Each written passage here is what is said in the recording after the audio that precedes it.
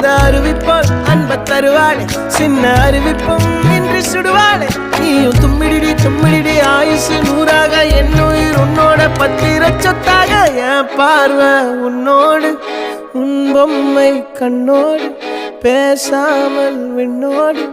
நாம் மிதந்து போவோம் காதாரா அடியாலும்